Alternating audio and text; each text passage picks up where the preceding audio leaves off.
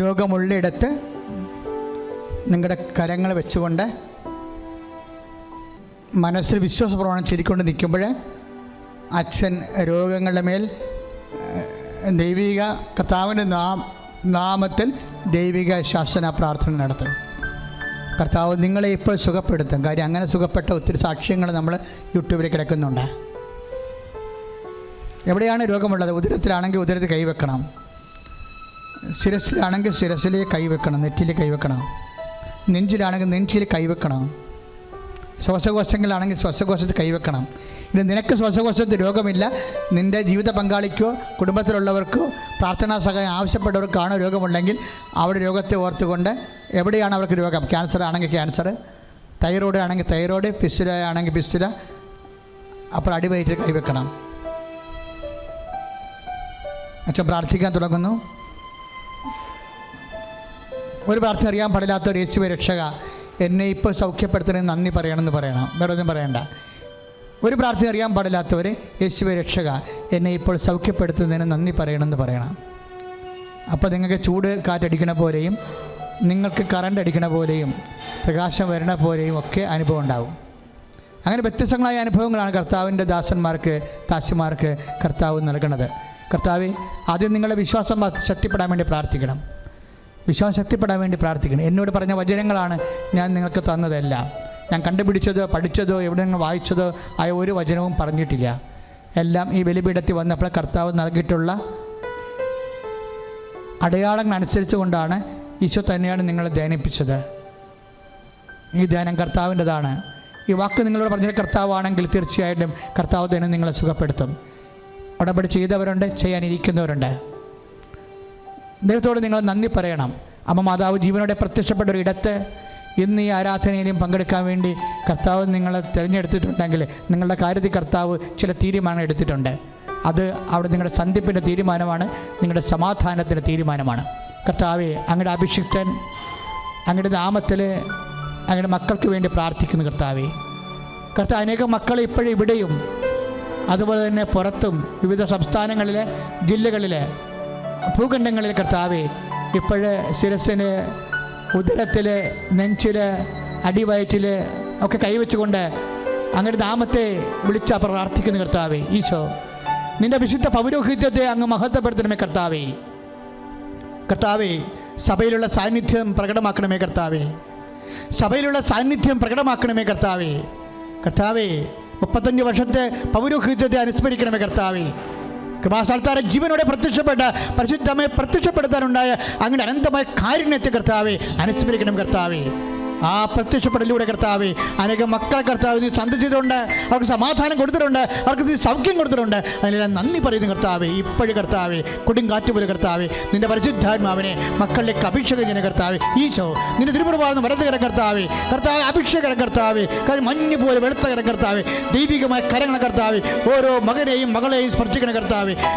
നീ കർത്താവെ ഐസയ 30:21 പ്രാർത്ഥിക്കുന്ന കർത്താവെ, നീ വലത്തോട്ടോ ഇടത്തോട്ടോ തിരിയുമ്പോൾ പിന്നിൽ നിന്ന് ഒരു സ്വരം കേൾക്കും, ഇതാണ് വഴി, ഇതിലെ പോവുക. കർത്താവെ, ഈശോയെ ഞങ്ങളെ പിന്നിൽ നയിക്കുന്ന ദൈവമേ, ഞങ്ങൾക്ക് ജീവിതത്തിൽ എന്ത് ചെയ്യണമെന്നറിയാതെ ഇരിക്കുമ്പോൾ കർത്താവെ വചനം നൽകിക്കൊണ്ട് കർത്താവെ, വെളിപാട് നൽകിക്കൊണ്ട് കർത്താവെ, വഴിയും ലക്ഷ്യവും നൽകുന്ന കർത്താവെ ഇപ്പോഴും വരെ സ്പർശിക്കണമേ. കർത്താവെ, ഈശോ ഞങ്ങൾക്ക് വേണ്ടി ക്രൂശിക്കപ്പെട്ടവനെ, ഈശോ ഞങ്ങൾക്ക് വേണ്ടി തിരുവിലാലും മുറിവേറ്റവനെ, ഈശോ മുൾക്കിടം ചൂടിയവനെ കർത്താവെ ഇപ്പോൾ സ്പർശിക്കണമേ.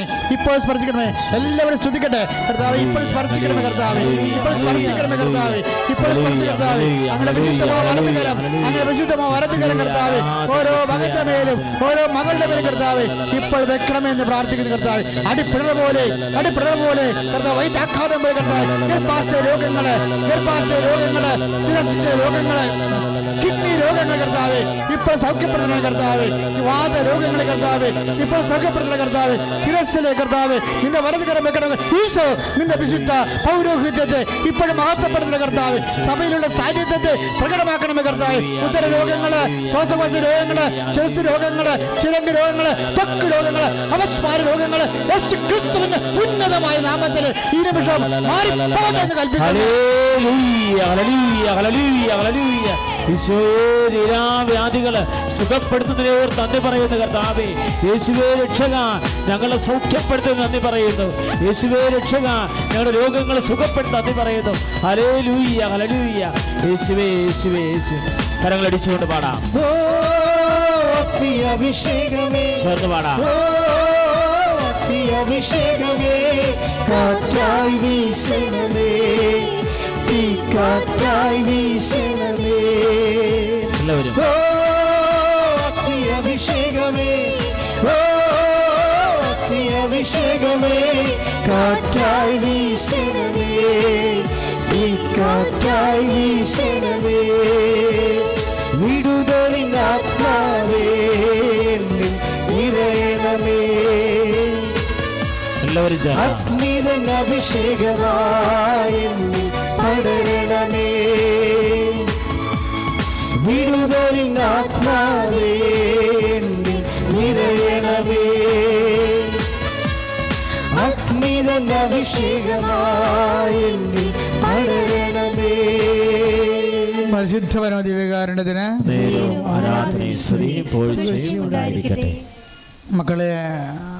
മക്കളോടും വസ്തുവകളോടും കൂടിയെന്നാണ് എസ്രാ 8:21 പറഞ്ഞിരിക്കുന്ന വചനങ്ങളാണ് നമ്മൾ കേട്ടത്.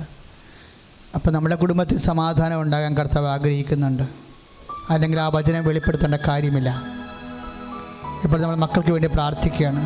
തകർന്ന് നിൽക്കുന്ന മക്കൾ, പരീക്ഷ തോറ്റു നിൽക്കുന്ന മക്കൾ, റിസൾട്ട് പ്രതീക്ഷിക്കുന്ന മക്കൾ, പുതിയ പരീക്ഷ എഴുതാൻ പോകുന്ന മക്കൾ, നൈപുണ്യ പരീക്ഷകൾ, അതുപോലെ തന്നെ മത്സര പരീക്ഷകൾ ഒക്കെ എഴുതാൻ പോകുന്ന മക്കൾ, എഴുതി കഴിഞ്ഞ മക്കൾ, റിസൾട്ട് പ്രതീക്ഷിക്കുന്നവർ, അഡ്വൈസ് മെമ്മോ പ്രതീക്ഷിക്കുന്നവർ, അവരെല്ലാം ശ്രദ്ധിച്ച് പ്രാർത്ഥിക്കുന്നു. വിസ പ്രതീക്ഷിക്കുന്നവർ, ഇൻ്റർവ്യൂ പ്രതീക്ഷിക്കുന്നവർ,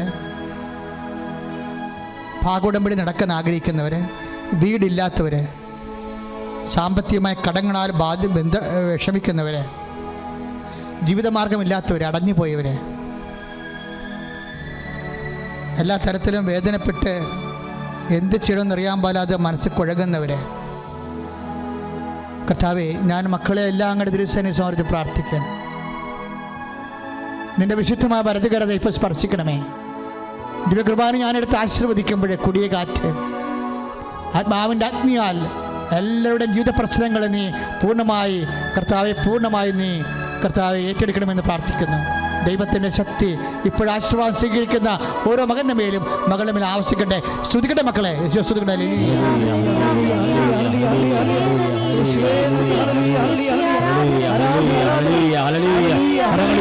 സ്തുതിക്കട്ടെ, അതിശക്തമായി സ്തുതിക്കട്ടെ. ഹല്ലേലൂയ ഹല്ലേലൂയ ഹല്ലേലൂയ ഹല്ലേലൂയ ഹല്ലേലൂയ. യേശുവേ ആരാധന, യേശുവേ ആരാധന. ഹല്ലേലൂയ ഹല്ലേലൂയ ഹല്ലേലൂയ. കരങ്ങൾ ഉയർത്തി സ്തുതിക്കട്ടെ, ശക്തമായി സ്തുതിക്കട്ടെ. ഹല്ലേലൂയ ഹല്ലേലൂയ ഹല്ലേലൂയ. യേശുവേ യേശുവേ യേശുവേ യേശുവേ യേശുവേ യേശുവേ യേശുവേ യേശുവേ യേശുവേ യേശുവേ. കർത്താവിൻ്റെ ആശീർവാദം നൽകാൻ പോകുകയാണ്. അപ്പോഴും നിങ്ങളെ സ്തുതിച്ചുകൊണ്ട് അനുഗ്രഹം പ്രാപിച്ചുകൊണ്ടിരിക്കണം. സ്തുതിക്കട്ടെ. ഹല്ലേലൂയ ഹല്ലേലൂയ ഹല്ലേലൂയ. കരങ്ങൾ ഉയർത്തിക്കൊണ്ട് സ്തുതിക്കട്ടെ. ഇരു കരങ്ങൾ ഉയർത്തി ആയിരിക്കുന്ന അവസ്ഥയിൽ മുട്ടുമേൽ നിൽക്കാൻ കഴിയുന്ന മുട്ടുമേൽ നിന്ന് കരമുയർത്തി മനമുയർത്തി സ്തുതിക്കട്ടെ. ഇതാ കർത്താവ് നിങ്ങളെ ആശീർവദിക്കുകയാണ്. വ്യത്യസ്തമായ രാജ്യങ്ങളിൽ നിന്ന് പ്രാർത്ഥിക്കുന്നവരുടെ നിയോഗങ്ങളുടെ മേൽ, ഉടമ്പടിയിൽ നിങ്ങൾ സമർപ്പിച്ച നിയോഗങ്ങളുടെ മേൽ കർത്താവ് സൗഖ്യം നൽകുകയാണ്, അനുഗ്രഹം ചൊരിയുകയാണ്. രോഗദുരിതങ്ങളിൽ, കടഭാരങ്ങളിൽ കഴിയുന്നവര്, തീരാവ്യാധിയിൽ കഴിയുന്നവര്, മനോദുഃഖത്തിൽ കഴിയുന്നവര്, സന്താന ഭാഗ്യമില്ലാത്തവരെ, ഭവനരഹിതരെ ഈശോ ആശീർവദിക്കുകയാണ്. ജോലി നഷ്ടപ്പെട്ടവരെ ഈശോ ആശീർവദിക്കുകയാണ്. നോൻപിലൂടെ പരിവർത്തനത്തിലേക്ക്, രൂപാന്തരത്തിലേക്ക് കുടുംബങ്ങളെ ഈശോ വിളിക്കുകയാണ്. കർത്താവ് നിങ്ങളെ ആശീർവദിക്കുകയാണ്. നിങ്ങളുടെ ജീവിത നിയോഗങ്ങൾ ഏറ്റെടുക്കുന്നു, നിങ്ങളുടെ കുടുംബത്തിന്റെ ഭാരങ്ങൾ ഏറ്റെടുക്കുന്നു, നിങ്ങളുടെ ജീവിതത്തിന്റെ എല്ലാ സങ്കടങ്ങൾ ഏറ്റെടുക്കുന്നു. സാമ്പത്തിക ഞെരുക്കത്തിൽ കഴിയുന്നവരെ, കടഭാരത്തിൽ കഴിയുന്നവരെ ഈശോ സ്പർശിക്കുകയാണ്. കരമുയർത്തി മനമുയർത്തി സ്തുതിക്കട്ടെ. കൊറോണ വൈറസ് രോഗികളെ ഈശോ സുഖപ്പെടുത്തുകയാണ്. Hallelujah hallelujah. പരിശുദ്ധ പരമനമിച്ച് ദിവ്യകാരുണ്യമേ എന്നുമെന്നും അങ്ങേക്കാരാധന. പരിശുദ്ധ പരമ ദിവ്യകാരുണ്യമേ എന്നുമെന്നും അങ്ങേക്കാരാധന. ജിജി ബാബു. ഞാൻ ആദ്യമായിട്ട് ഉടമ്പടി എടുത്തത് 2023 മാർച്ചിലാണ്. അതിനുശേഷം ഇത് 4ാമത്തെ സാക്ഷ്യമാണ്, 4ാമത്തെ പുതുക്കലും. കഴിഞ്ഞ പ്രാവശ്യം ഞാനിവിടെ വന്നപ്പോൾ എനിക്ക് ക്യാൻസർ ആകേണ്ടിയിരുന്ന ഒരു മുഴ, അത് ക്യാൻസറിന് തൊട്ട് മുമ്പിലുള്ള സ്റ്റേജിലായിരുന്നു. അത് തക്ക സമയത്ത് എടുത്ത സാക്ഷ്യത്തിൽ പറഞ്ഞതാണ്. അതിനുശേഷം അന്ന് തന്നെ എൻ്റെ ഭർത്താവ് ഇവിടെ വരികയും ഉടമ്പടി എടുക്കുകയും ചെയ്തിരുന്നു. സാക്ഷ്യങ്ങൾ കേൾപ്പിച്ച് ഞാൻ എൻ്റെ ചേട്ടായെ വിശ്വാസത്തിലേക്ക് കൊണ്ടുവന്നു. അല്ലെങ്കിലും വിശ്വാസമായിരുന്നു, പക്ഷേ സാക്ഷ്യങ്ങൾ ഞങ്ങളുടെ തുടർച്ചയായ ജീവിതത്തിൽ അനുദിനവും കേട്ട് അങ്ങനെ എൻ്റെ ഹസ്ബൻഡും ഉടമ്പടി എടുത്തു. ഞങ്ങൾ മൊത്തം ഇപ്പം എൻ്റെ ഒരു മകനൊഴികെ 3 മക്കളിൽ ബാക്കിയും ഞങ്ങൾ 2 പേരും ഉടമ്പടി എടുത്തതാണ്. 2 മക്കൾ വിദേശത്താണ്. അതും അവരുടെ സാക്ഷ്യം ഇവിടെ പറഞ്ഞു തന്നെ പോയതാണ്. ഞാൻ ആ സാക്ഷ്യത്തിന് ശേഷം അന്ന് ഞാനിവിടെ വന്നപ്പോൾ ഞാൻ പറഞ്ഞിരുന്നു 4ാമത്തെ ഒരു സാക്ഷ്യമായി ഞാൻ വീണ്ടും വരും. അന്ന് അത് ഞാൻ ഓർത്തത്, ഇവിടെ ഞാൻ അമ്മയുടെ ഉടമ്പടി നിയോഗത്തിൽ ഞാൻ എഴുതി കൊടുത്തിരുന്നു ഒരു 70 സെൻറ്റ് സ്ഥലവും ഒരു വീടും വിൽപ്പനയ്ക്ക് വേണ്ടിയിട്ട്. അന്ന് ആ സാഹചര്യത്തിൽ അങ്ങനെ അത് വിൽക്കാൻ വേണ്ടി ആഗ്രഹിച്ചു. പക്ഷേ പിന്നീട് അങ്ങോട്ട് എൻ്റെ ചേട്ടായും ഉടമ്പടി എടുത്ത് ഇവിടുന്ന് തിരിച്ചു പോയ ശേഷം പിന്നീട് അങ്ങോട്ട് പരീക്ഷണങ്ങളുടെ ഒരു കാലഘട്ടമായിരുന്നു. എനിക്ക് പിന്നെയും അത് ഉൾക്കൊള്ളാനാകും. ആദ്യമായിട്ട് ഉടമ്പടി എടുത്ത ചേട്ടായിക്ക് അതൊരു പക്ഷേ ഉൾക്കൊള്ളാനാവുമോ എന്ന് ഞാനിങ്ങനെ പേടിച്ചു. തമ്പുരാനെ, വിശ്വാസത്തിൽ നിന്ന് അകന്നു പോകരുതേ എന്ന് മാത്രമാണ് ഞാൻ ആഗ്രഹിച്ചത്. പക്ഷേ എങ്കിലും ആഴമേറിയ വിശ്വാസം അദ്ദേഹത്തിനും ഉണ്ടായിരുന്നു. 25 വർഷമായിട്ട് ഞങ്ങൾ തറവാട്ടിലാണ്. പക്ഷേ ഒരു പ്രത്യേക സാഹചര്യത്തിൽ എൻ്റെ ഈ യൂട്രസ് റിമൂവ് ചെയ്യാനുണ്ടായ ഒരു സാഹചര്യത്തിൽ ചാച്ചൻ മാത്രമേ കൂടെയുള്ളൂ. ചാച്ചനെ മറ്റൊരു സഹോദരൻ്റെ വീട്ടിലേക്ക് മാറ്റേണ്ടി വന്നു, മകളുടെ വീട്ടിലേക്ക് മാറ്റേണ്ടി വന്നു. പിന്നീട് അങ്ങോട്ട് അതിനുശേഷം ഞാൻ റിക്കവർ ആയി തുടങ്ങിയപ്പോഴത്തേക്കും എൻ്റെ 3 വർഷമായിട്ടുണ്ടായിരുന്ന ഒരു കൈവേദന ഉണ്ടായിരുന്നു. ആ കൈവേദന ഓപ്പറേഷൻ്റെ തൊട്ട് മുമ്പ് തനിയെ സ്റ്റോപ്പായി. എങ്ങനെയെന്ന് എനിക്കറിയത്തില്ല. പക്ഷേ ഞാൻ ഉടമ്പടി തൈലം സ്ഥിരമായി തേക്കുന്നുണ്ടായിരുന്നു. അങ്ങനെ ഞാൻ മറന്നുപോയി. പക്ഷേ ഒരു ദിവസം പൂർണ്ണമായിട്ട് അത് നിന്നു. അതിനുശേഷം ഈ ഓപ്പറേഷൻ കഴിഞ്ഞ ശേഷം ബെഡിൽ കൊണ്ട് കിടത്തി അന്ന് തന്നെ ICU മാറ്റി എന്നെ ബെഡിൽ കൊണ്ട് വലത് കൈയിലേക്ക് ആ വേദന വന്നു. അപ്പോൾ അതിനുശേഷം 3 മാസങ്ങൾക്ക് ശേഷം ഞാനിവിടെ സാക്ഷ്യം പറയാൻ വേണ്ടി വരികയാണ്. അന്ന് ഞാൻ സത്യത്തിൽ ഈ ആധാരം അച്ഛനെ കാണിക്കാൻ വേണ്ടിയിട്ടാണ് ഞാനിവിടെ അച്ഛനെ കാണാൻ നിന്നതെങ്കിലും സാക്ഷ്യം അന്ന് പറയുന്നതിന് അച്ഛനെ കണ്ടെങ്കിലും, പക്ഷെ ഞാൻ ആ സ്പോട്ടിൽ എന്താണെന്നറിയത്തില്ല, എന്നെക്കൊണ്ട് ആരോ പറയിപ്പിക്കുന്നത് പോലെ എൻ്റെ ഈ 3 വർഷമായിട്ട് ഈ കൈവേദന എന്ന് പറഞ്ഞാൽ നമുക്ക് ചിന്തിക്കാൻ അപ്പുറത്തായിരുന്നു. ഞാൻ പലതരത്തിലുള്ള ആശങ്കകളിലായിപ്പോയി. ഈ കൈവേദന വാദമാണോ, ഈ ആമവാദം എന്ന് പറയും, വാദത്തിൽ ഏറ്റവും കൂടിയൊരു വാദമാണ് ആമവാദം. അതേ ലക്ഷണങ്ങൾ എൻ്റെ ശരീരത്തിൽ പ്രകടമായി തുടങ്ങി. അപ്പോൾ ഞാൻ സ്വന്തമായിട്ട് തന്നെ ടെസ്റ്റ് ചെയ്ത് നോക്കി. അപ്പോൾ അതിനകത്തൊന്നും കാണിക്കുന്നില്ല, റിസൾട്ടീവ് നെഗറ്റീവാണ്. അപ്പോൾ ഞാനിവിടെ ആധാരം കാണിച്ച് ആ സമയത്ത് എന്നോട് ആരോ പറയുന്നത് പോലെ തോന്നി, അച്ഛനോടൊന്ന് പറയും എന്താണെങ്കിലും. അപ്പോൾ ഞാൻ വിചാരിച്ചു, ദൈവമേ, ആധാരം കാണിക്കാനാണല്ലോ ഞാൻ വന്നത്, ഇത് പിന്നെ ഞാൻ എങ്ങനെ ഇത് പറയും? എങ്കിലും വേണ്ടില്ല, ഞാൻ അച്ഛൻ തിരിഞ്ഞപ്പോഴത്തേക്ക് ഞാൻ പറഞ്ഞു, അച്ഛാ, എൻ്റെ കൈക്ക് ഭയങ്കര വേദനയാണ്, അച്ഛനൊന്ന് കൈക്ക് തൊട്ട് പ്രാർത്ഥിക്കണം എന്ന് പറഞ്ഞു. ബഹുമാനപ്പെട്ട ജോസഫ് അച്ഛൻ എൻ്റെ കൈ സത്യം പറഞ്ഞാൽ എനിക്ക് അച്ഛൻ്റെ നേരെ നീട്ടാൻ പോലും എനിക്ക് പറ്റുന്നില്ല. കൈ നീട്ടുക എന്നുള്ളത് ഏറ്റവും വലിയ ദുഷ്കരം. സ്വന്തമായിട്ട് ഒരു ഡ്രസ്സ് ചേഞ്ച് ചെയ്യാൻ പോലും എന്നെക്കൊണ്ട് പറ്റില്ല, അതിന് പരസഹായം വേണം. ഞാൻ ആ കൈ അച്ഛൻ്റെ കൈകളിൽ അച്ഛൻ ഈ കൈ താങ്ങിക്കൊണ്ട് തന്നെ പരിശുദ്ധ അമ്മയെ നോക്കി 10 മിനിറ്റ് അച്ഛൻ നിന്ന ശേഷം ഒന്നുമില്ല എന്നാണ് എന്നോട് കൈ കൊണ്ട് ആംഗ്യം കാണിച്ചത്. അപ്പോൾ ആ ഒരു വിശ്വാസത്തിൽ ഞാൻ പോയി. അതുവരെ കൈ പൊക്കി ഒന്ന് സ്തുതിക്കാൻ പോലും ചിലപ്പോൾ ഞാൻ ഓർക്കാറുണ്ട്, ഈ കൈകളുണ്ട് എനിക്ക് സ്തുതിച്ച് പ്രാർത്ഥിക്കാൻ പോലും പറ്റാറില്ലല്ലോ എന്ന്. അപ്പോൾ അതിനുശേഷം എൻ്റെ കൈ പൊങ്ങി, എൻ്റെ പ്രാഥമിക ആവശ്യങ്ങൾ പോലും എൻ്റെ വലത് കൈയായിട്ട് എനിക്ക് നിർവഹിക്കാൻ പറ്റുകയില്ലായിരുന്നു. അച്ഛൻ കണ്ട് ബ്ലസ് ചെയ്ത ശേഷമാണ് എനിക്ക് ആ ഒരു രോഗശാന്തി എനിക്ക് കിട്ടിയത്. പിന്നീട് വേദനകളുണ്ടെങ്കിലും എനിക്ക് സഹിക്കുവാനുള്ള കൃപ നന്നായിട്ട് എനിക്ക് കിട്ടി. എനിക്ക് സഹിക്കാൻ പറ്റുന്നതിനപ്പുറമായിരുന്നു അതിന് മുമ്പ്. പിന്നീട് വേദന വരുമെങ്കിലും അത് വന്നു പോയിക്കൊണ്ടേയിരുന്നുള്ളൂ, സ്ഥിരമായിട്ട് എന്നെ ശല്യപ്പെടുത്താറില്ല. അങ്ങനെ എനിക്ക് ആ ഒരു വലിയൊരു രോഗസൗഖ്യം എനിക്ക് കിട്ടി. അതിനുശേഷം ഞങ്ങളുടെ തറവാട് വീതം 25 വർഷമായിട്ട് എഴുതി തരാതെ ഇരിക്കുന്ന ഒരവസ്ഥയിലായിരുന്നു. ചേട്ടായി പണിത വീട് പോലും ഈ എഴുതി തരാത്ത സ്ഥലത്തായിരുന്നു ഉണ്ടായത്. അത് എഴുതി മേടിച്ചിട്ടില്ലായിരുന്നു സത്യത്തിൽ. അതൊരു വിശ്വാസത്തിൻ്റെ പുറത്തായിരുന്നു. എന്താണെങ്കിലും ഞങ്ങളാണ് അവിടെ ഉള്ളത്. പക്ഷേ കാര്യങ്ങളൊക്കെ തകടം മറിഞ്ഞു തുടങ്ങി. എല്ലാവർക്കും ആ ഒരു സ്ഥലം മാത്രം മതി. പലരും അത് മാത്രം കണ്ണുവെച്ചു. അപ്പോൾ എല്ലാവരും വിചാരിച്ചു, ഇത് എഴുതി തരാത്ത സ്ഥിതിക്ക് ഒരുപക്ഷെ ഞങ്ങൾ എപ്പോൾ വേണമെങ്കിലും ഞങ്ങൾക്ക് അവിടെ നിന്ന് ഇറങ്ങി കൊടുക്കേണ്ടി വരും. ചാച്ചൻ അതിനോട്ട് സമ്മതിക്കുന്നുമില്ല. ഒരു തരത്തിലും അതിനൊരു അനാസ്ഥ വന്നു തുടങ്ങി. അപ്പോൾ എനിക്ക് ആകെ ചെയ്യാനുണ്ടായിരുന്ന നമ്മുടെ ഉടമ്പടി ഉപ്പ് പറമ്പിൻ്റെ 4 മൂലയ്ക്കും കൊണ്ടയിട്ടു. ഇനി അഥവാ അമ്മേ, ഈ വെച്ച വീട് പോലും ഞങ്ങൾ വിട്ടുകൊടുക്കാൻ തയ്യാറാണ്, ഞങ്ങൾക്ക് വീതം പോലും വേണ്ട, അത് പങ്കിട്ടെടുത്തോട്ടെ, ആര് വേണമെങ്കിലും എടുത്തോട്ടെ വിട്ടു. പക്ഷേ ഇതൊന്നും ആരും അറിയുന്നില്ല. വിട്ടുകൊടുക്കാൻ തയ്യാറാകുന്നതോ ഒന്നും ആരും തയ്യാറാകാതെ പലതരത്തിലുള്ള പ്രശ്നങ്ങളിൽ കൂടെ ഞങ്ങൾ കടന്നുപോയി.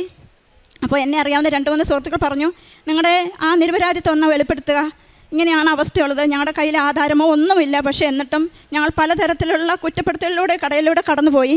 പക്ഷേ അന്നേരം എനിക്ക് ധൈര്യം പകരാൻ, ഞാൻ നിൻ്റെ കൂടെ ഉണ്ട് എന്ന്, നീ ശാന്തമായി ഇരുന്നാൽ മതി, ഞാൻ ആരോടൊന്നും പറയാൻ പോയില്ല. പക്ഷേ എനിക്ക് രംഗം കൈവിട്ട് പോകുമെന്ന് കണ്ടപ്പോൾ ഞാൻ ഒരു വ്യക്തിയോട് കാര്യങ്ങൾ തുറന്നു പറഞ്ഞപ്പോഴാണ് അവർ പോലും അറിയുന്നത് ഇങ്ങനെയാണ് അവസ്ഥയുള്ളത്. അപ്പോൾ ഒരാൾ എന്നോട് പറഞ്ഞു, നീ ഇങ്ങനെ വെച്ചുകൊണ്ടിരുന്നിട്ട് കാര്യമില്ല, കാര്യങ്ങൾ എല്ലാവരും അറിയട്ടെ, നിങ്ങളുടെ അടുത്ത് പ്രശ്നങ്ങളില്ല എന്നുള്ളത്, നിങ്ങൾ വിട്ടുകൊടുക്കാൻ തയ്യാറാണ് എന്നുള്ളത്. അപ്പോൾ ഞാൻ പറഞ്ഞു, തമ്പുരാനെ ക്രൂശിലേറ്റിപ്പോൾ തമ്പുരാൻ പറഞ്ഞില്ലല്ലോ ഞാൻ ലോകരക്ഷകനാണെന്നുള്ളത്, അത് കാലം തെളിയിക്കേണ്ട ഒരു സത്യമാണ്, അതുപോലെ തന്നെ ഇതും കാലം തെളിയിച്ചോളും ഞങ്ങളുടെ നിരപരാധിത്വം എന്ന് പറഞ്ഞു. പിന്നെ എനിക്ക് തോന്നി, ഞാനവിടെ ശാന്തമായിട്ടിരുന്നു. അമ്മ തന്നെ രംഗത്തിറങ്ങി, പരിശുദ്ധ അമ്മ തന്നെ രംഗത്തിറങ്ങിക്കൊണ്ട് ഈ പ്രശ്നമായ സ്ഥലം, കാരണം അവിടെയാണ് ഞങ്ങൾ വെച്ച വീടിരിക്കുന്നത്, യാതൊരു പ്രൂഫുമില്ല, എന്തും ചെയ്യാം, ഒരു പ്രശ്നം, ഞങ്ങൾക്കൊരു തെളിവുകളുമില്ല ഞങ്ങളുടെ കയ്യിൽ. അപ്പോൾ അമ്മ തന്നെ, അപ്പോൾ ഞാൻ ഒരു പ്രത്യേക സാഹചര്യത്തിൽ എൻ്റെ ചാച്ചന് ആ വേറെ വീട്ടിൽ വെച്ച് തന്നെ BP കൂടി സ്ട്രോക്ക് വന്ന അരയ്ക്ക് കീപ്പോട്ട് തളരുകയും ഞാൻ ആ സമയത്ത് ചാച്ചനെ കാണാൻ വേണ്ടി അവിടെ എത്തുകയും ചെയ്തു. അപ്പോൾ എപ്പോൾ നടക്കുമ്പോഴും എൻ്റെ കയ്യിൽ ഈ ഉടമ്പടി തൈലം കാണും. അന്നും എൻ്റെ കയ്യിലുണ്ടായിരുന്നു. പ്രശ്നത്തിൻ്റെ നടുവിലേക്കാണ് ഞാൻ ചെന്നെങ്കിലും പോരാനിറങ്ങിയപ്പോൾ ഞാൻ എൻ്റെ ചാച്ചൻ്റെ നെറ്റിയിലും നടുവിനും ആ തൈലം തേച്ചിട്ട് ഇത്രയേ പറഞ്ഞുള്ളൂ, അമ്മയെ നോക്കിക്കോണേ എന്ന് മാത്രം പറഞ്ഞു. ഞാൻ തിരിച്ച് വീട്ടിലേക്ക് പോന്നു. വളരെയധികം സങ്കടത്തോടു കൂടിയത് തന്നെയാണ് പോകുന്നത്. ഇനിയുള്ള കാര്യങ്ങൾ എന്താകുമെന്നൊന്നും അറിയത്തില്ല. എന്താണെങ്കിലും അമ്മയിൽ ആശ്രയിച്ചുകൊണ്ട് തന്നെ മുന്നോട്ട് നടന്നു. 2 ദിവസത്തിനുള്ളിൽ ചാച്ചൻ എൻ്റെ വീട്ടിലേക്ക് തിരികെ എത്തി. അവിടുന്ന് തളർന്ന് കിടന്ന കിടപ്പിൽ ഒരു സ്പൂൺ കഞ്ഞി കൊടുക്കണമെങ്കിൽ പോലും കട്ടിലിൻ്റെ സ്ക്രൂ പൊക്കി വേണം, ഹെഡ് ഉയർത്തിയിട്ട് വേണമായിരുന്നു കൊടുക്കണമെങ്കിൽ.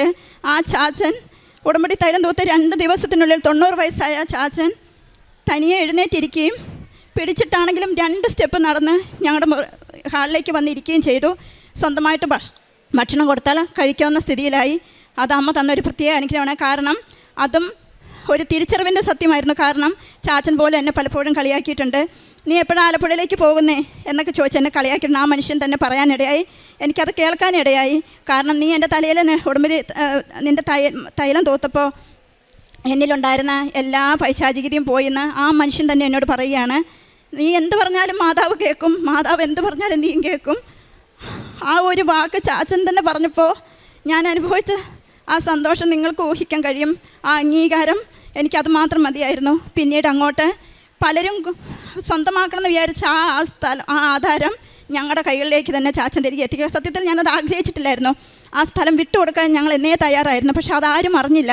തെറ്റിദ്ധാരണയുടെ പുറത്തുകൂടെ മാത്രം കടന്നുപോയ ആ സമയങ്ങളിൽ പരിശുദ്ധ അമ്മ എൻ്റെ ഒപ്പം നിൽക്കുന്നത് എനിക്കറിയാമായിരുന്നു. ഞങ്ങൾക്ക് വേറെ ആരുമില്ലായിരുന്നു, ആരും തുണയ്ക്കാനില്ലായിരുന്നു. സത്യാവസ്ഥ ആർക്കും അന്വേഷിക്കണ്ടായിരുന്നു. എന്താണ് സംഭവിക്കുന്നതെന്ന് ആർക്കും അറിയണ്ടായിരുന്നു. കുറ്റപ്പെടുത്താനും ഭാഷിപ്പിക്കാനും പരിഹാസങ്ങളും എന്നെ മാതാവ് എന്ന് വരെ വിളിച്ച് കളിയാക്കി. അപ്പോൾ അവർക്കറിയാം ഉടമ്പടി തൈലം തൂത്ത് ഞാൻ അവിടെ ചെന്നിട്ട് എന്തോ ചെയ്തിട്ട് പോന്നു. അതിനുശേഷമാണ് ചാച്ചന് ഈ മാറ്റം വന്നതെന്ന് അവർക്കും മനസ്സിലായി. അവരെന്നെ മാതാവെന്നും പലതരത്തിൽ കൃപാസനവുമായിട്ട് ബന്ധപ്പെട്ട് ഏതെല്ലാം തരത്തിൽ എന്നെ അപമാനപ്പെടുത്താവോ, മുറിവേറ്റ വാക്കുകൾ, അതെനിക്ക് പറയാൻ പോലും ഇതിനിപ്പോൾ ശക്തിയില്ല. അത്രയും വാക്ക് പറഞ്ഞ ആ മനുഷ്യൻ എൻ്റെ വീട്ടിലേക്ക് 2 പ്രാവശ്യം കയറി വരാനിടയായി. ഇന്ന് ഞാൻ കൃപാസനത്തിൽ ഇവിടെ വന്ന് നിൽക്കുമ്പോൾ ഇന്നലെ ആ മനുഷ്യൻ എൻ്റെ വീട്ടിലേക്ക് കയറി വരാനിടയായി. അത് അമ്മ എന്നെ ഒന്ന് അളന്നത് തന്നെയായിരുന്നു. കാരണം എനിക്ക് സാഹചര്യം ഉണ്ടായിരുന്നു, അതിലപ്പുറം തിരിച്ചടിക്കാനുള്ള സാഹചര്യം എനിക്ക് തന്നിരുന്നു. പക്ഷേ ഞാൻ അതൊന്നും ഓർക്കാതെ തന്നെ ഞാൻ മറന്ന് കളഞ്ഞു, ക്ഷമിച്ചു. അങ്ങനെ ആ ഒരു ആധാരം കൂടെ എൻ്റെ കൈകളിലേക്ക്, എൻ്റെ ചേട്ടയുടെ കയ്യിലേക്ക് വെച്ച് കൊടുത്തു. പിന്നെ അങ്ങനെ ആ ഒരു വലിയൊരു പ്രശ്നത്തിൽ നിന്ന് കരകയറാൻ പറ്റി.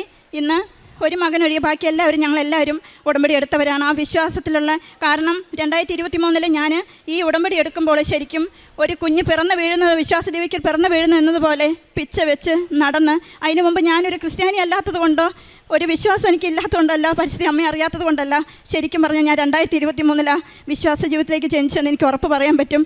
ഇന്ന് പിച്ച വെച്ച് നടന്ന് നിവർന്ന് ഞാൻ നേരെ നിൽക്കുന്നുണ്ടെങ്കിൽ അത് ആ ഉടമ്പടിയുടെ ഒരൊറ്റ ബലമാണ്. ഇന്ന് എന്ത് വന്നാലും ഞങ്ങൾ മനസ്സിലോർക്കും, തമ്പുരാനെ ഈ ഉടമ്പടി അമ്മ ഇവിടെ പ്രത്യക്ഷപ്പെട്ട് ഈ ഉടമ്പടി കൈമാറിയില്ലായിരുന്നെങ്കിൽ പിന്നെ ജോസഫ് അച്ഛനെ സ്വപ്നത്തിൽ കാണാൻ എനിക്കിടയായി. ഈ പ്രശ്നങ്ങൾ കൂടെ കടന്നു പോകുമ്പോൾ ജോസഫ് അച്ഛൻ കാണുകയും അച്ഛൻ എന്നോട് ഒരു വാക്കാണ് പറഞ്ഞത്, ഞാൻ എന്തൊക്കെയോ സങ്കടങ്ങൾ പറഞ്ഞ് അച്ഛനെ നോക്കി പൊട്ടിക്കരഞ്ഞപ്പോൾ അച്ഛൻ ആ സ്വതസിദ്ധമായ ചിരിയോടുകൂടി എൻ്റെ തലയിൽ തഴുകി വെച്ച് ഇത്രമാത്രം പറഞ്ഞു, മാതാവ് നിന്നെ അനുഗ്രഹിക്കും. എനിക്കൊന്നും മനസ്സിലായില്ല. 2 ദിവസം കഴിഞ്ഞു. തൊട്ടടുത്ത ദിവസങ്ങൾ തന്നെ പരിശുദ്ധ അമ്മയെ ഞാൻ ഇതേപോലെ തന്നെ ഇതേ ഡ്രസ്സിൽ അമ്മ എൻ്റെ വീട്ടിൽ വന്നു. എൻ്റെ വീടിൻ്റെ തൂണ് തവുക്കുന്നതായിട്ട് ഞാൻ സ്വപ്നം കണ്ടു. അപ്പോൾ ഞാൻ ഓർത്തു വീട് വിൽക്കാനായിട്ടുണ്ട് എന്നാണ്. സത്യത്തിൽ ആ വീട് നിന്നിരുന്ന സ്ഥലം പോലും ഞങ്ങളുടെ അല്ലായിരുന്നു. അമ്മ തൂണ് ഉറപ്പിച്ച് നിർത്തിയതാണ്. മാതാവ് നിന്നെ അനുഗ്രഹിക്കുന്നു പറഞ്ഞപ്പോൾ എനിക്ക് സംശയം തോന്നി, എന്തിൻ്റെ പേരിലാണ്, ഇനി എങ്ങനെയാണ് അനുഗ്രഹം? എൻ്റെ മക്കളിലൂടെ അതൊന്നും എനിക്കിവിടെ പറയാൻ പറ്റില്ല, മക്കൾ കൂടെ ഇല്ല. ഒരുപാട് അനുഗ്രഹങ്ങൾ എനിക്ക് മക്കളിലൂടെയാണ് എനിക്ക്, കാരണം മാതാപിതാക്കളുടെ അനുഗ്രഹം മക്കളിലൂടെയാണെന്ന് ഞാൻ പറഞ്ഞു കേട്ടിട്ടുണ്ട്. അതുപോലെ പറഞ്ഞു പിന്നെ മാതാവിൻ്റെ സ്വപ്നത്തെ കാണാനിടയായി. അപ്പോൾ എനിക്ക് ഈ ഒരു കാര്യം മാത്രം മതി എൻ്റെ ജീവിതം മുന്നോട്ട് കൊണ്ടുപോകാൻ. ഞാൻ എപ്പോഴും എന്തെങ്കിലും നിരാശ പ്രതിസന്ധികൾ വരുമ്പോൾ ഞാൻ ഓർക്കും, അച്ഛനെ ഞാൻ സ്വപ്നം കണ്ടത്, മാതാവിനെ ഞാൻ സ്വപ്നം കണ്ടത്. അച്ഛൻ എന്നോട് മാതാവ് അനുഗ്രഹിക്കുന്ന ആ ഒറ്റ വാക്കിൻ്റെ ബലത്തിലാണ് ഞാൻ ചില ദിവസങ്ങളിൽ കഴിഞ്ഞു പോകുന്നത്. അതുപോലെ എൻ്റെ ചേച്ചിക്ക് തൊണ്ടയ്ക്കൊരു തടസ്സം, ഭക്ഷണം കഴിക്കുമ്പോൾ വേദനയേക്കാൾ ഉപരി ഭയങ്കര തടസ്സമായിരുന്നു. അപ്പോൾ ഡോക്ടർ പറഞ്ഞു ക്യാമറ വെച്ച് നോക്കണം. എന്താ, അപ്പോൾ ഞങ്ങൾക്ക് പെട്ടെന്ന് വിഷമായി, എന്തെങ്കിലും മാരകമായ പ്രശ്നങ്ങളാണോ, അതാണല്ലോ നമുക്ക് ആദ്യം ചിന്ത വരുള്ളൂ. അപ്പോൾ ഞാൻ പറഞ്ഞു, എന്തായാലും നമ്മൾ ഉടമ്പടിയിലല്ലേ, ഒട്ടും പേടിക്കണ്ട, ഡോക്ടർ എന്ത് വേണമെങ്കിലും പറഞ്ഞോട്ടെ, ഉടമ്പടി തൈലം തൂത്തോണ്ടിരുന്നോ.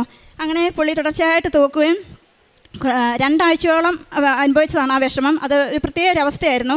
പക്ഷേ ആ ഉടമ്പടി തൈലം തൂത്ത് പ്രാർത്ഥിച്ചതിൻ്റെ പേരിൽ ചേച്ചിക്ക് ഒരുപാട് പൂർണ്ണമായിട്ടെന്ന് പറഞ്ഞതുപോലെ കുറഞ്ഞു. പിന്നീട് ഡോക്ടറെ അടുത്ത് ചെന്നപ്പോൾ ചെക്കപ്പ് ചെയ്ത് ക്യാമറ വെച്ച് നോക്കിയപ്പോൾ തൊണ്ടയിൽ യാതൊരു പ്രശ്നവും ഇല്ല എന്നുള്ളതാണ് പറഞ്ഞത്. അങ്ങനെ ഉടമ്പടി ഉപ്പ് കഴിക്കുമായിരുന്നു. ഉടമ്പടി ഉപ്പ് ഭക്ഷണത്തിലും അല്ലാതെയും കഴിക്കാറുണ്ടായിരുന്നു. തൈലം ദിവസവും തൊണ്ടയിൽ തൂക്കുമായിരുന്നു. പിന്നെ പ്രേക്ഷിത പ്രവർത്തനം എന്ന് പറയുമ്പോൾ ഞങ്ങൾ 2 പേരും ഗവൺമെൻറ് ഹോസ്പിറ്റലിൽ പോയി ഭക്ഷണം കൊടുക്കുകയും, കാരണം എൻ്റെ ജീവിതം തന്നെ സാക്ഷ്യമാക്കിക്കൊണ്ട് ഞാൻ അവരോട് പറഞ്ഞാണ് ഞാൻ പത്രം കൊടുക്കുന്നത്. ക്രൈസ്തവരുടെ പ്രത്യേകിച്ച് ഓട്ടോ സ്റ്റാൻഡുകളിൽ, മറ്റുള്ള ഇടകളിൽ. ഇനിയിപ്പോൾ അൽമായർ പോലും ആണെങ്കിൽ പത്രം മേടിക്കാത്തൊരു വല്ലാത്ത മുഖം തിരിക്കുന്ന അവസ്ഥയിൽ നിങ്ങൾക്ക് അതിനുള്ള ദൈവകൃപ ഇല്ലാത്ത ഉണ്ടായിരിക്കാം എന്ന് പറയേണ്ട ഒരു സാഹചര്യം പോലും എനിക്ക് ആരാണ് പറഞ്ഞതെന്ന് എനിക്കിപ്പോഴും ഓർമ്മയില്ല. ഞാൻ അങ്ങനെ പറഞ്ഞിട്ടുണ്ട്. അങ്ങനെ കാരണം അത് ചിലർ കൈനീട്ടി മേടിക്കും, ചിലർ മുഖം തിരിച്ചു പോകും. അങ്ങനെയുള്ളിടത്ത് ഞാൻ നമ്മുടെ ഇടയിൽ മാത്രം കൊടുക്കാതെ ക്രൈസ്തവരിലാണ് അധികം കൊടുക്കുന്നത്. പിന്നെ പറ്റുന്നത് പോലെ മുന്നിൽ വരുന്നവർക്ക് അല്ലെങ്കിൽ അർഹതയുള്ളവർക്ക് സഹായം ചെയ്യാറുണ്ട്. ഓർഫനേജുകളിലും മറ്റുള്ള അനാഥാലയങ്ങളിലൊക്കെ പോകാറുണ്ട്. പരിശുദ്ധ അമ്മ ജീവനോടെ പ്രത്യക്ഷപ്പെട്ട ഈ അൾത്താരയിൽ കയറി നിൽക്കുവാൻ ഭാഗ്യം ലഭിച്ചതിന് പരിശുദ്ധ അമ്മയ്ക്കും ഈശോയ്ക്കും ഒത്തിരി നന്ദി പറയുന്നു. 2023 ജനുവരി 31 ഞാൻ ഉടമ്പടി എടുത്തത്. ഇതെൻ്റെ 6ാമത്തെ പുതുക്കലാണ്. പിന്നെ എനിക്ക് 10 വർഷത്തോളം ഒരു വീട്ടിലേക്കുള്ളൊരു വഴി ഭയങ്കര തടസ്സമായി കിടക്കുകയായിരുന്നു. അത് കയറി ഇറങ്ങാനോ ഒരു വണ്ടി കയറുവാനോ ഒന്നും പറ്റില്ലായിരുന്നു. അതിവിടെ വന്ന് ഞാൻ ഉടമ്പടി എടുത്ത് ആദ്യത്തെ ഉടമ്പടിയിൽ തന്നെ എനിക്ക് ആ റോഡ് കോൺക്രീറ്റ് ചെയ്ത് കിട്ടി. പരിശുദ്ധ അമ്മ അതിനെന്നെ അനുഗ്രഹിച്ചു. രണ്ടാമതായി എൻ്റെ വീട് ഒന്ന് പുതുക്കി പണിയാൻ വേണ്ടി 5 വർഷത്തോളം ഞങ്ങൾ ആഗ്രഹിച്ചു. ഇവിടെ വന്ന് ഉടമ്പടിയിൽ 2ാമത്തെ പുതുക്കലോടുകൂടി തന്നെ ആ പരിശുദ്ധ അമ്മ ആ വീട് നല്ല മനോഹരമായി പണിത് തരികയും ചെയ്തു. ഇത്രയും പറഞ്ഞുകൊണ്ട് എൻ്റെ സാക്ഷി ഞാനിവിടെ നിർത്തുന്നു. ഇത്രയും അനുഗ്രഹങ്ങൾ തന്ന പരിശുദ്ധ അമ്മയ്ക്ക് തിരുക്കുമാരന് കോടാനുകോടി നന്ദി പറയുകയാണ്. അമ്മ മാതാവിനും തിരുക്കുമാരനും എനിക്കും എൻ്റെ കുടുംബത്തിനും ലഭിച്ച അനുഗ്രഹങ്ങൾക്ക് നന്ദി പറയാൻ വേണ്ടിയിട്ടാണ് ഞാനിന്ന് ഈ അൾത്താരയിൽ നിൽക്കുന്നത്. എൻ്റെ പേര് ഷിൻസി. ഞാൻ കോട്ടയം ജില്ലയിലെ വെമ്പള്ളി എന്ന് പറയുന്ന സ്ഥലത്തു നിന്നാണ് വരുന്നത്. എനിക്ക് 3 മക്കളാണ്. എൻ്റെ 3ാമത്തെ കുഞ്ഞിൻ്റെ സാക്ഷ്യം പറയാൻ വേണ്ടിയിട്ടാണ് ഞാൻ വരുന്നത്. കുഞ്ഞിനെ 5 മാസം പ്രഗ്നൻ്റ് ആയിരുന്നപ്പോഴാണ് ഞാൻ അറിയുന്നത് കുഞ്ഞിന് ക്ലെഫ്റ്റ് ലിപ്പും അതുപോലെ തന്നെ ക്ലെഫ്റ്റ് പാലറ്റും ഉണ്ടെന്ന്. സാധാരണ സ്കാനിങ്ങിൽ നോക്കിയപ്പം ലിപ്പുണ്ടെന്ന് പറഞ്ഞപ്പോൾ തന്നെ, പാലറ്റ് ലിപ്പ് ഉണ്ടെന്ന് അറിഞ്ഞപ്പോൾ തന്നെ 4D സ്കാൻ ചെയ്യാൻ പറഞ്ഞു. 4D സ്കാൻ ചെയ്ത് കഴിഞ്ഞപ്പം ഡീപ്പ് ക്ലെഫ്റ്റ് ലിപ്പും പാലറ്റും ഉണ്ടെന്നാണ് അറിഞ്ഞത്. അതിൻ്റെ പിറ്റേ ദിവസം തന്നെ ഞാനും ചേട്ടായും കൂടെ ഇവിടെ വന്ന് കൃപാസനത്തിൽ വന്ന് ഉടമ്പടി എടുത്ത് അന്ന് മുതൽ ഞാൻ ഉടമ്പടി ജീവിതം നയിക്കുമായിരുന്നു. 9 മാസം വരെയും കുഞ്ഞിന് ക്ലെഫ്റ്റ് ലിപ്പും പാലറ്റും ഉണ്ടെന്ന് തന്നെയാണ് എല്ലാ സ്കാനിങ്ങിലും പറഞ്ഞത്. സിസേറിയൻ ആയിരുന്നു എനിക്ക്. സിസേറിയൻ്റെ അന്ന് പോലും ഡോക്ടർ പറഞ്ഞത് കുഞ്ഞിന് ക്ലെഫ്റ്റ് പാലറ്റുണ്ട്, കുഞ്ഞിന് പാല് കൊടുക്കാൻ ബുദ്ധിമുട്ടാകും എന്ന് തന്നെയായിരുന്നു പറഞ്ഞിരുന്നത്. ഞാൻ എന്നും വെളുപ്പിന് 5 മണിക്ക് എഴുന്നേറ്റ് മെഴുകുതിരി കത്തിച്ച് ഞാൻ പ്രത്യക്ഷീകരണ പ്രാർത്ഥന ചൊല്ലും. അതുപോലെ തന്നെ 5:30-ക്കുള്ള അച്ഛൻ്റെ ഡെയിലി ബ്രെഡ് ഡെയിലി ഞാൻ കേൾക്കുമായിരുന്നു. അതുപോലെ തന്നെ ഞാൻ തൈറോയിഡിന് മരുന്ന് കഴിക്കുന്ന ഒരാളാണ്. അത് വെറും വയറ്റിൽ മരുന്ന് കഴിക്കേണ്ടതാണ്. പക്ഷേ ഞാൻ രാവിലെ എണീറ്റ് വെഞ്ചിരിച്ച ഉപ്പ് ഇട്ട വെള്ളം കുടിച്ചതിന് ശേഷം മാത്രമേ ഞാൻ എൻ്റെ തൈറോയിഡിൻ്റെ ഗുളിക വരെ ഞാൻ കഴിക്കത്തുണ്ടായിരുന്നുള്ളൂ. എല്ലാ ദിവസവും ഞാൻ സർജറിക്ക് പോകുന്നതിൻ്റെ അന്ന് രാവിലെ വരെയും ഞാൻ ഈ വെഞ്ചിരിച്ച ഉപ്പ് ഉപയോഗിച്ച വെള്ളവും തൈലം എൻ്റെ വയറ്റിൽ തൊട്ട് ഞാൻ എന്നും പ്രാർത്ഥിക്കുമായിരുന്നു. അതുപോലെ തന്നെ ഞാൻ ഇങ്ങനെ കുഞ്ഞിന് ക്ലെഫ്റ്റ് ലിപ്പ് ഉണ്ടെന്ന് അറിഞ്ഞതിന് ശേഷം ഞാനിവിടെ വന്ന് അച്ഛനെ കണ്ടു. അച്ഛൻ എൻ്റെ വയറ്റിൽ സൈത്ത് പൂശി പ്രാർത്ഥിച്ചു, നന്നായിട്ട് പ്രാർത്ഥിച്ചോളാൻ പറഞ്ഞു. അങ്ങനെ ഞാൻ ഇവിടുന്ന് പോയി എല്ലാ ദിവസവും പ്രാർത്ഥിക്കുമായിരുന്നു. 2024 ഒക്ടോബർ 10-ാം തീയതി 21-ാം തീയതിയാണ്, ഒക്ടോബർ 21-ാം തീയതിയാണ് ഞാൻ ഇവിടെ വന്ന് ആദ്യമായിട്ട് ഉടമ്പടി എടുക്കുന്നത്. ജനുവരി 26-ാം തീയതി വന്ന് ഞാൻ ഉടമ്പടി പുതുക്കി. ഫെബ്രുവരി 4-ാം തീയതിയാണ് കുഞ്ഞുണ്ടാകുന്നത്. കുഞ്ഞുണ്ടായി കഴിഞ്ഞപ്പം ദൈവാനുഗ്രഹത്താൽ കുഞ്ഞിന് ക്ലെഫ്റ്റ് ലിപ്പ് മാത്രമേ ഉണ്ടായിരുന്നുള്ളൂ, പാലറ്റ് ഇല്ലായിരുന്നു. എൻ്റെ അമ്മേനോട് ഞാൻ എന്നും പ്രാർത്ഥിക്കുമായിരുന്നു, മാതാവിനോട് ഞാൻ എന്നും പ്രാർത്ഥിക്കുമായിരുന്നു. കാരണം കുഞ്ഞിന് പാലറ്റ് ഉണ്ടെങ്കിൽ ഒരു കാരണവശാലും കുഞ്ഞിന് പാല് കുടിക്കാൻ പറ്റത്തില്ല. കുഞ്ഞിൻ്റെ പാല് കുടിച്ചിട്ടുണ്ടെങ്കിൽ അത് വായിക്കൂടെ മുക്കിക്കൂടെ എല്ലാം പുറത്തേക്ക് വരത്തേ ഉള്ളൂ. നമ്മൾ കുപ്പിപ്പാൽ പോലും കുഞ്ഞിന് കൊടുക്കാൻ ഭയങ്കര ബുദ്ധിമുട്ടായിരുന്നു. കുഞ്ഞിൻ്റെ നെറുകയിലെല്ലാം കയറി ഭയങ്കര ബുദ്ധിമുട്ടുള്ള കാര്യം. അതുകൊണ്ട് ഞാൻ എന്നും പ്രാർത്ഥിക്കുമായിരുന്നു, അമ്മ മാതാവ് എൻ്റെ കുഞ്ഞിന് ലിപ്പുണ്ടെങ്കിൽ പാലറ്റ് നീ കൊടുക്കരുത്, ലിപ്പുണ്ടെങ്കിൽ എൻ്റെ കുഞ്ഞിന് അത് എനിക്ക് മുലപ്പാൽ കൊടുക്കാൻ എൻ്റെ കുഞ്ഞിന് പറ്റണേന്ന് ഞാൻ എന്നും അമ്മേനോട് പ്രാർത്ഥിക്കുമായിരുന്നു. അതുപോലെ തന്നെ എൻ്റെ മാതാവ് എന്നെ സഹായിച്ച് എൻ്റെ കുഞ്ഞിന് പാലറ്റില്ല, ലിപ്പ് മാത്രമേ ഉണ്ടായിരുന്നുള്ളൂ. സർജറിക്ക് ചെന്നപ്പോൾ പോലും ഡോക്ടർമാർ പറഞ്ഞു 1% കുഞ്ഞിന് പാലറ്റ് കാണും, കാരണം ഇത്രയും ഡീപ്പ് ലിപ്പാണ് പറഞ്ഞിരുന്നത്. പക്ഷേ അവനൊരു ചെറിയ വെട്ടൽ മാത്രമേ ഉണ്ടായിരുന്നുള്ളൂ. അപ്പം ഡോക്ടർമാർ പറഞ്ഞു കുഞ്ഞിന് എന്താണേലും പാലറ്റും കാണാൻ ചാൻസ് ഉണ്ടെന്ന് പറഞ്ഞു, സർജറി ചെയ്യുന്ന ഡോക്ടർമാർ പോലും. പക്ഷേ നോക്കിയപ്പോൾ കുഞ്ഞിന് പാലറ്റില്ല, ലിപ്പ് മാത്രമേ ഉണ്ടായിരുന്നുള്ളൂ. അതിന് ഞാൻ എൻ്റെ അമ്മ മാതാവിന് 1000 നന്ദി പറയുന്നു. അതുപോലെ തന്നെ എൻ്റെ മൂത്ത കുഞ്ഞ് 3 വയസ്സായിട്ട് സംസാരിക്കത്തില്ലായിരുന്നു. ആ സമയത്ത് എൻ്റെ മമ്മി ഇവിടെ വന്ന് ഉടമ്പടിയിലുണ്ടായിരുന്നു. മമ്മി ഇവിടെ വന്ന് ഇവന് വേണ്ടി ഉടമ്പടി എടുത്ത് പ്രാർത്ഥിക്കുക. എന്നും ഞങ്ങൾ സന്ധ്യാപ്രാർത്ഥനയ്ക്ക് ശേഷം ഉടമ്പടി തൈലം തേച്ച് കൊടുത്ത് പ്രാർത്ഥിക്കുമായിരുന്നു. 3 വയസ്സിന് ശേഷം ഉടമ്പടി തൈലം ഉപയോഗിച്ച് പ്രാർത്ഥിക്കാൻ തുടങ്ങിയതിന് ശേഷം കുഞ്ഞ് സംസാരിക്കാൻ തുടങ്ങി. ഇന്ന് അവന് ഒരു പ്രശ്നവും ഇല്ല. അതുപോലെ തന്നെ പ്രേക്ഷിത പ്രവർത്തനമായിട്ട് ഞാൻ ചെയ്തുകൊണ്ടിരുന്നത് ഇവിടുന്ന് പത്രം മേടിച്ചുകൊണ്ട് പോയിട്ട് മമ്മി വീടുകളിൽ കൊടുക്കും. ഞാൻ ഓട്ടോ സ്റ്റാൻഡുകളിൽ കൊണ്ടുപോയി കൊടുക്കുമായിരുന്നു. പ്രഗ്നൻ്റ് ആയിരുന്നപ്പോൾ തന്നെയാണ് ഞാൻ ഓട്ടോ സ്റ്റാൻഡിൽ, കുറവലങ്ങാട് ഓട്ടോ സ്റ്റാൻഡിൽ പോയി ഞാൻ ഓരോ കടകളിൽ കയറി പത്രം കൊടുക്കും. അതുപോലെ തന്നെ ഓട്ടോ സ്റ്റാൻഡിൽ ചേട്ടന്മാർക്ക് ഓരോ ഓട്ടോക്കാരുടെ അടുത്തും പോയി ഞാൻ പത്രം കൊടുക്കുമായിരുന്നു. കാരുണ്യപ്രവൃത്തി എന്ന് പറയുന്നത് എനിക്ക് പ്രഗ്നൻ്റ് ആയിരുന്ന സമയത്ത് അധികം ഒന്നും ചെയ്യാൻ പറ്റത്തില്ലായിരുന്നു. എങ്കിലും ഞാൻ ഹോസ്പിറ്റലുകളിൽ പോകുമ്പോൾ ആരെങ്കിലും എന്നോട് ചോദിക്കുന്നുണ്ടെങ്കിൽ ഞാൻ അവർക്ക് ഭക്ഷണം മേടിക്കാനും, വീടുകളിൽ ആരെങ്കിലും വന്നിട്ടുണ്ടെങ്കിൽ ഞാൻ വെറുതെ അവരെ ആരെയും പറഞ്ഞു വിടാറില്ല. ഞാൻ എല്ലാവർക്കും എന്നാൽ കഴിയുന്ന സഹായങ്ങളെല്ലാം ചെയ്യുമായിരുന്നു. ഇത്രയും വലിയ അനുഗ്രഹം എനിക്കും എൻ്റെ കുടുംബത്തിനും തന്ന ദൈവകുമാരനും മാതാവിനും 1000 നന്ദി.